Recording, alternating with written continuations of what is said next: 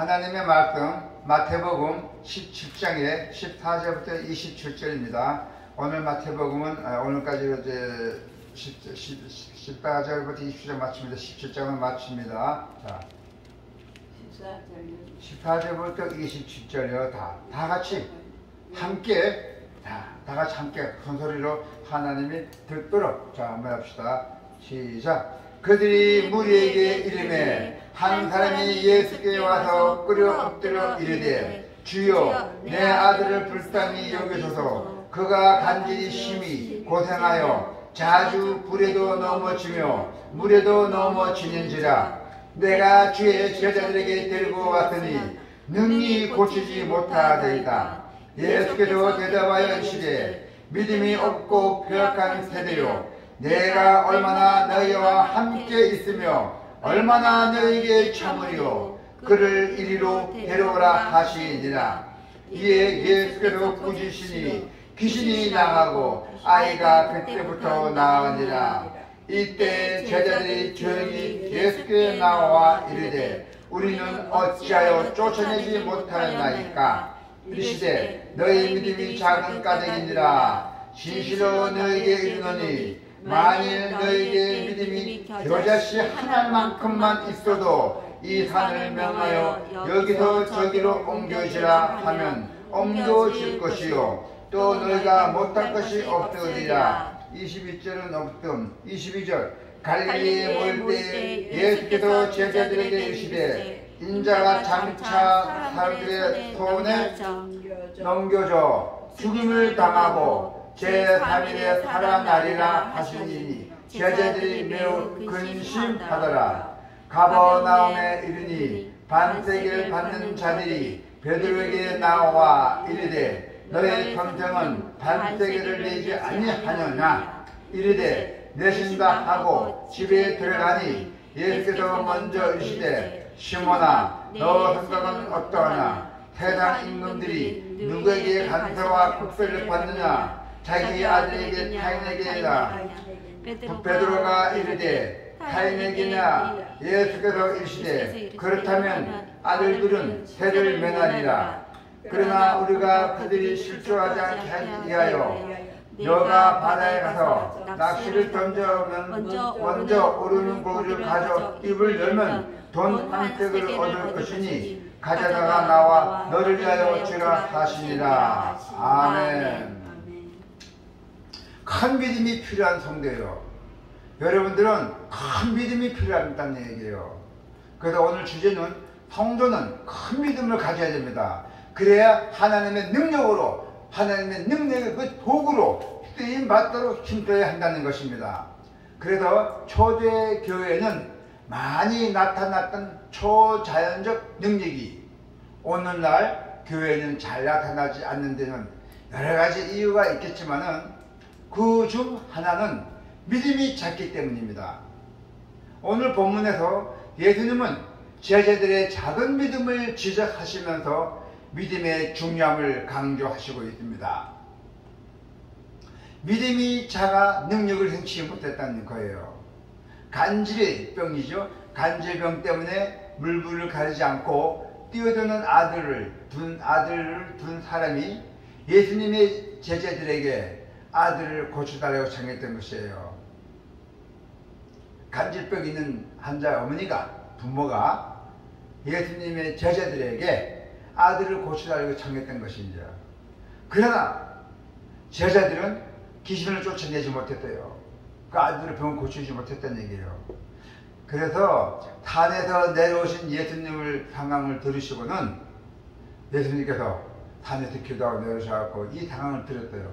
나의 제자들이 병을 못 고쳤다는 얘기를 들으시고 믿음이 없고 폐역한 세대를 책망하시면서 한탄하셨대요. 예수님께서. 아니 믿음이 이렇게 약할까? 그래서 예수님께서 많이 실망했던 것이죠. 그리고 나서 예수님께서는 귀신을 쫓아내시고 그 아이에게 온전하게 치유를 해주셨대요. 예수님께서. 또 이어서 제자들이 귀신을 쫓아내지 못한 이유를 뭡니까? 믿음이 작은 까닭이라고 분명하게 말씀하셨대요. 예수님께서. 이 믿음이 작은 자들아, 베드로는 예수님의 말씀을 믿고 발을 내디뎠을 때 바다 위를 걷는 기적도 체험했잖아요. 바다 위에서 밤에 한밤중에 있는데 예수님이 바다 위에 막 걸어온 것, 그걸 베드로가 체험했어요. 기적을 체험했던 것입니다. 자, 9장 23절에 보니까 예수께서 이르시되 할 수 있거든이 무슨 말이냐? 믿는 자에게는 능히 하지 못할 일이 없느니라 하시니라. 아멘. 믿는 자에게는 능히 하지 못할 일이 없다는 얘기였어요. 다 할 수 있다는 얘기였어요. 믿는 자들에게는. 그래서 예수님은 믿는 자에게는 능히 하지 못할 일이 없다고 분명히 말씀했습니다. 우리는 성경에서 나타난 초자연적 역사가 과거의 일이라고만 생각하는 경향이 있습니다. 어떤 학자들은 이랬어요. 어떻게 했냐면 어떤 학자들은 성령의 초자연적 역사와 은사는 초대교회에서 한시적으로 나타난 것으로 이제는 그런 일이 일어나지 않는다고 주장하게 됐어요. 어떤 학자가. 그러나 성도는 우리의 믿음이 작아서 하나님의 기적의 역사를 체험하지 못함을 깨닫고 더 큰 믿음을 간직한 성도로 성장해 가야 돼요. 그럼 어떻게 해야 돼요? 첫 번째는 부정적으로 시각으로 근심에 빠지지 말아야 돼요. 부정적 시각으로 근심에 빠지지 말아야 한다는 것입니다. 예수님이 장차 고난과 죽음을 당하시고 사흘 만에 부활하실 것을 제자들에게 분명히 말씀하셨어요. 나는 죽고 사흘 만에 다시 부활할 것이다 하고 제자들에게 말씀하셨어요. 그동안은 구체적으로 말씀하지 않으시다가 그날이 나의 죽음이, 예수님의 죽음이 가까움을 아시고 제자들에게 계시했던 것이에요. 예수님께서 나의 죽음이 가까이 왔구나, 도달했구나, 이제 내가 내 제자들에게 알려야 되겠다. 그 제자들에게 했어요. 나는 죽는다. 그 다음에 죽고 난 후에 사흘 만에 다시 태어날 것이다, 부활하실 것이다 하고 이렇게 제자들에게 말씀하셨대요. 네. 그러나 제자들은, 믿음이 작은 제자들은 예수님이 부활하실 것이라는 말씀을 그냥 한 귀로 듣고 한 귀로 흘려버렸어요.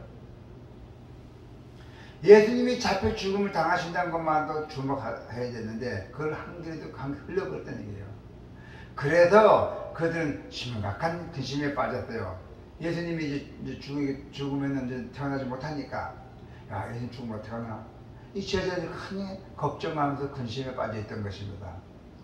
예수님 분명히 나는 사흘 만에 부활한다고 분명히 이야기했는데 믿지 못하고, 그래서 그들이 예수님의 말씀에 큰 믿음으로 과연 반응했고 들었다면은 이렇게 근심롭지 않았죠. 예수님이 죽임 당하신 후에 다시 살아날 것이라고 약속한 데 더 관심을 두어야 되는 건데 두지 않았어요. 믿음이 작아서.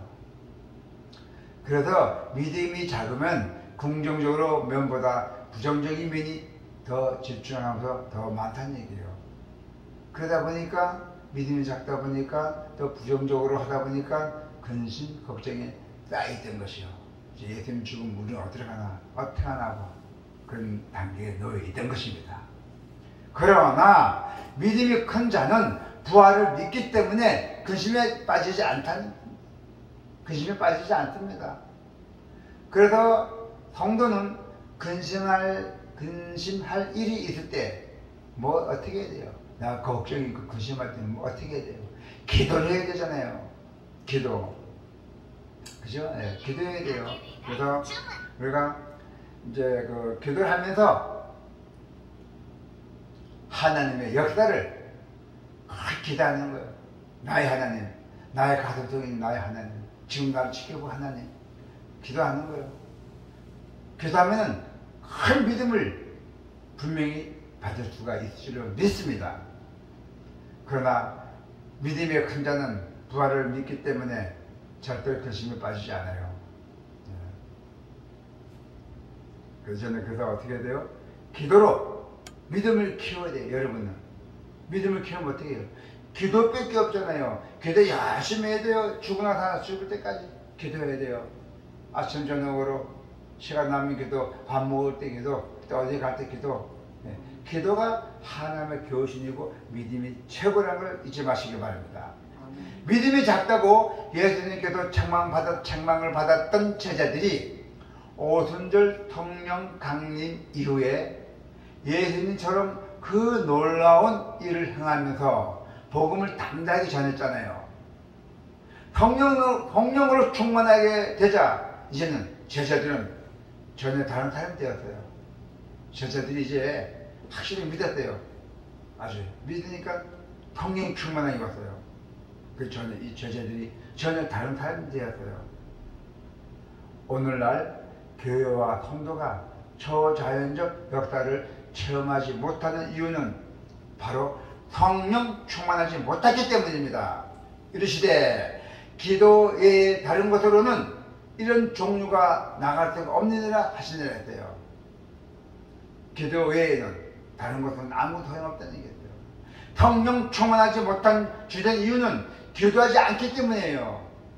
그래서 예수님은 자신들이 어찌하여 귀신을 쫓아내지 못한 것이냐고 묻는 제자들에게 뭐라 했어요? 기도 외엔 다른 것으로 이런 종류가 나갈 수 없다고 하곤 하셨던 것입니다. 그래서 교회와 성도가 기도함으로써 성령 충만할 때 성령의 능력이 나타날 것입니다. 성령의 능력이 나타날지어다. 초대교회 성도들이 모이기 힘들었잖아요. 밥만 먹으면 다 모였고 어디가 모였죠. 옛날에는 뭐 갈 때가 놀 때 아무도 없었잖아요. 뭐지? 밥만 먹으면 다 모였잖아요. 그래서 초대교회 성도들이 모이기 힘들고 기도하기 힘들었던 것이에요. 그런 것처럼 우리도 기도하기 힘들어야 돼요. 우리 시간 나면 확실히 모여야 돼요. 모여서 대화하고 기도하고 음식도 같이 나눠 먹고 서로 대화하면서 오늘은 어디가 좋더라. 오늘은 좀 누가 하니까 좀 고맙더라. 누구 도와주면 고맙더라. 나는 어디가 자연봉사하니까 너무 고맙더라. 이렇게 서로 시간 나면 좀 서로 전화 통화하고 잘 있었니? 야, 오늘 뭐 장사 잘 됐어요? 이 묻기도 하고 서로들 이렇게 모이기 힘들어야 돼요. 모여서 못 모여요? 같이 기도도 하잖아요. 그래서 우리는 이제는 우리가 성령의 능력을 받고 복음의 전도 사명을 담당하게 감당해야 돼요. 여러분의 전화 겨자씨만 한 작은 믿음만 있어도 겨자씨가 작아요. 겨자씨만 한 작은 믿음만 있어도 산을 옮길 것이라는 그 주님의 말씀은 우리의 그 연약한 믿음을 책망하는 동시에 무한한 가능성을 열어주고 있습니다. 그래서 모든 성도는 전지전능하신 하나님을 의지하면 하나님의 나라와 능력을 행할 수 있다고 믿고 하나님의 역사의 도구로 쓰임받기를 축원합니다. 아멘.